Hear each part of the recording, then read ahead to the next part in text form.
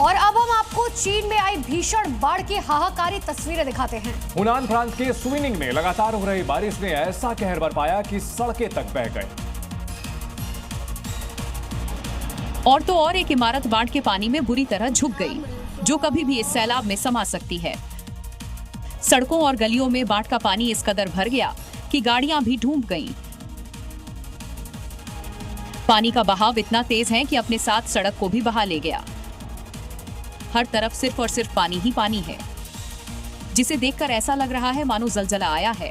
दरअसल हुनान प्रांत के सुइनिंग में लगातार बारिश हो रही है, जिससे नदियां उफान पर हैं।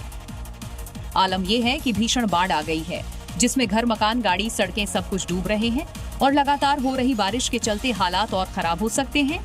और आइए मॉर्निंग जी में आपको दिखाते हैं राजनीति से जुड़ी हुई 5 बड़ी खबरें।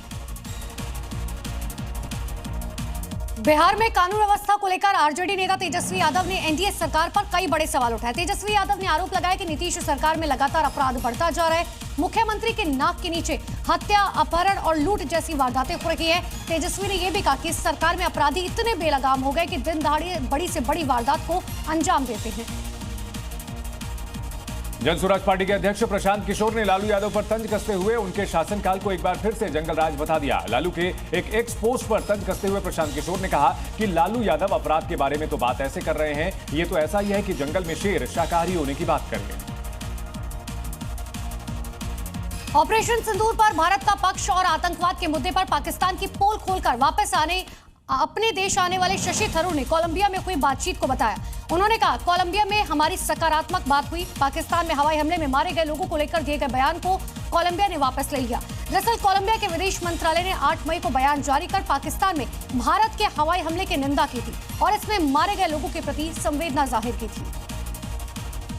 मोदी सरकार के 11 साल पूरे होने पर बीजेपी नेता कमलजीत सहरावत ने सरकार की उपलब्धियां गिनाई और कांग्रेस पर निशाना साधा। उन्होंने कहा कि कांग्रेस को पता होना चाहिए कि 11 साल पहले देश की अर्थव्यवस्था 11वें नंबर पर थी और अब 11 साल बाद चौथे नंबर पर पहुंच गई है। पीएम मोदी के नेतृत्व में देश में तेजी से विकास हो रहा है। बंगाल में सैन्य प्रस्ताव पर सियासत शुरू हो चुकी है। प्रस्ताव से ऑपरेशन सिंदूर का नाम हटाने पर बीजेपी ने सवाल खड़े किए। बीजेपी के विधायक अग्निमित्रा पॉल ने साफ तौर पर कहा कि वोट बैंक की राजनीति और 33% मुस्लिम वोट बैंक को खुश करने के लिए ममता बनर्जी ने प्रस्ताव से ऑपरेशन सिंदूर का नाम हटा दिया। और चलिए आगे आपको दिखाते हैं राजधानी दिल्ली से जुड़ी हुई 5 बड़ी खबरें। दिल्ली विश्वविद्यालय के जियोलॉजी डिपार्टमेंट की 5वीं मंजिल पर इलेक्ट्रॉनिक सामान में शॉर्ट सर्किट की वजह से आग लग गई। गनीमत रही कि आग में कोई हताहत नहीं हुआ, लेकिन लाखों का सामान जलकर खाक हो गया। सूचना पर पहुंची दमकल की गाड़ियों ने भारी मशक्कत के बाद आग पर काबू पाया। पुलिस घटना की जांच कर रही है।